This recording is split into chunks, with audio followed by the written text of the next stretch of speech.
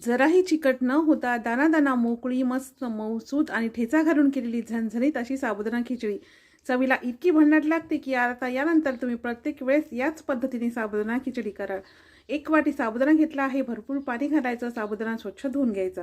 साबुदाणा बुडेल व्यवस्थित इतकं पाणी घालायचं, झाकण ठेवून 5 ते 6 तास साबुदाणा भिजून घ्यायचा। कढईमध्ये थोडंसं तेल, 5 ते 6 हिरवी मिरची, थोडेसे जिरे, 1 वाटी शेंगदाणे घालून खमंग असे भाजून घ्यायचे। थंड झाले की मिक्सरच्या भांड्यामध्ये टाकून जाडसर असा ठेचा तयार करायचा या पद्धतीचा।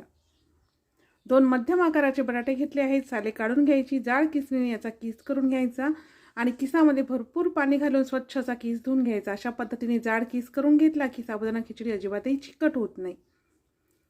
साबुदाणा भिजून 5 ते 6 तास झाले आहेत। बघू शकता साबुदाणा मस्त मोकळा आणि छान असा भिजलेला आहे।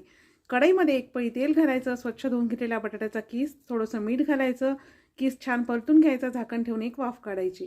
त्यानंतर तयार केलेला ठेचा, भिजून घेतलेला साबुदाणा व चवीनुसार मीठ टाकायचं, सगळं व्यवस्थित असं मिक्स करून घ्यायचं आणि खिचडीवरती झाकण ठेवून 6 ते 7 मिनिटे खिचडीला मस्त दणदणीत अशी वाफ काढायची।